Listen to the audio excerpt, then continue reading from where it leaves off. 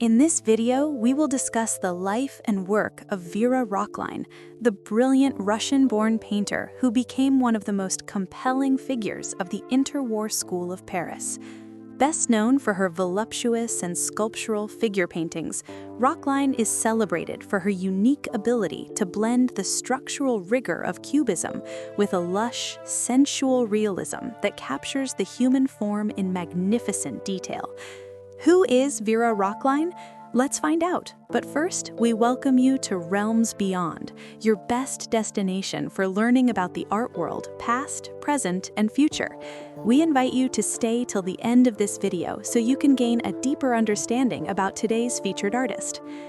Born Vera Shlesinger in Moscow in 1896, the artist, who would become known as Vera Rockline, entered the world at a moment of profound cultural and political fermentation. Her early years were spent in an environment where the traditional foundations of Russian society were being challenged by radical new ideas in both politics and the arts. Showing early promise, she began her formal education in the Moscow studio of Ilya Mashkov, a founding member of the Jack of Diamonds group. Mashkov was a vital influence, known for his flamboyant use of color and his focus on the tactile, fleshy quality of paint. Under his tutelage, Rockline developed a foundational appreciation for the physicality of the medium, a trait that would remain a constant throughout her evolving career. This Russian period was characterized by an intense engagement with the Avant-Garde. She was a contemporary of artists like Alexandra Exter and Lyubov Popova, and her early works reflected the experimental energy of the time, often leaning toward the geometric abstractions and structural explorations that defined the Russian revolutionary aesthetic. The upheaval of the Russian Revolution necessitated a dramatic change in Rockline's life. After a brief period in Tiflis and later Constantinople, she arrived in Paris in 1921, joining the vibrant community of expatriate artists in Montparnasse. This move marked a pivotal shift in her artistic trajectory. While many of her Russian contemporaries remained committed to the ideological goals of constructivism or suprematism, Rockline found herself drawn back to the human figure and the rich traditions of European art.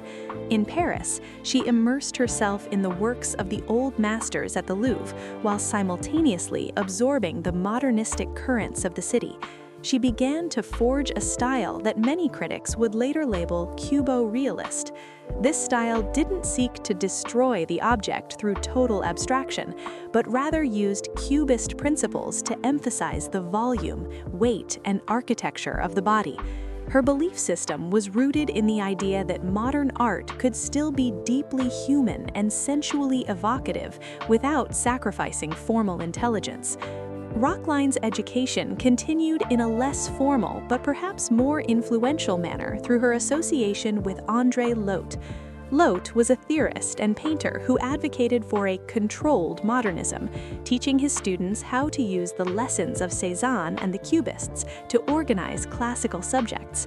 Rockline's work from the mid-1920s exemplifies this balance.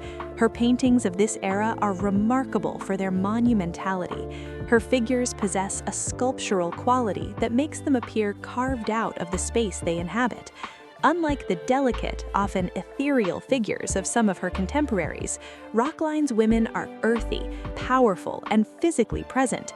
She utilized a palette of rich ochres, deep reds, and cool blues to define form through color rather than just line. Her compositions were tightly packed, often featuring reclining nudes that seemed to ripple with a hidden energy, their limbs overlapping in a complex dance of light and shadow that suggests both movement and permanence. A fascinating point of comparison can be made between Vera Rockline and the iconic Tamara de Lempicka. Both women were Eastern European émigrés who rose to prominence in Paris during the 1920s, and both specialized in a modernistic, highly stylized treatment of the female nude. However, their artistic philosophies and visual outputs diverged in significant ways. Lempicka's work is the epitome of Art Deco, slick, metallic, and defined by a cold, hard-edged precision that mirrored the industrial glamour of the age.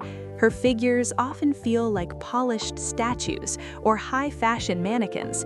Rockline, conversely, maintained a much more painterly and expressive approach. Her brushwork, while disciplined, retained a visible texture and warmth that Lempicka's lacked.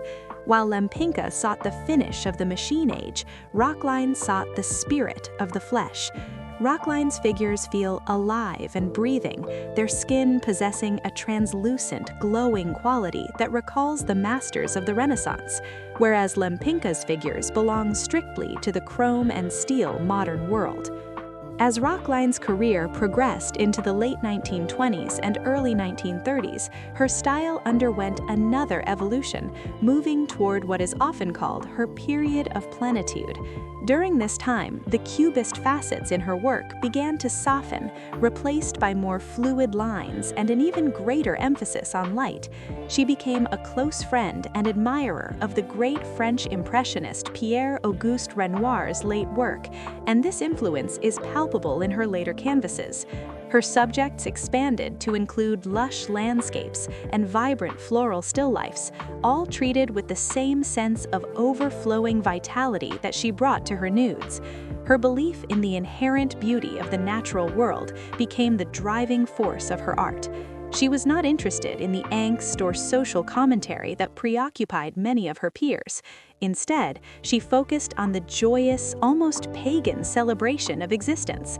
This was a radical stance in its own right, a refusal to let the darkness of the era dim the radiance of her vision. Despite her professional success, she exhibited at the Salon d'Automne, the Salon des Tuileries, and the Salon des Indépendants with great acclaim. Her personal life was fraught with interior struggles. She was a woman of intense sensitivity, and the pressures of her creative drive, combined with a delicate mental state, eventually took their toll. Her artistic belief system, which centered on the pursuit of a perfect, harmonious beauty, may have sat in painful contrast to the increasingly chaotic reality of a Europe sliding toward another world war. In 1934, at the height of her creative powers and only 38 years old, Vera Rockline took her own life.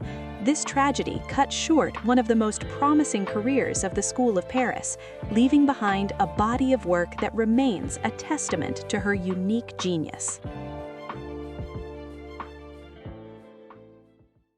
If you're enjoying the content so far, I would really appreciate it if you could take a moment to subscribe to our channel. By subscribing, you'll be the first to know when we upload new videos, and you'll never miss out. Also, don't forget to hit the like button if you enjoyed this video. It really helps out and lets us know that you're enjoying the content. And if you think this video would be helpful or entertaining for someone else, please share it with them. Finally, make sure to hit the notification bell so you never miss a new video.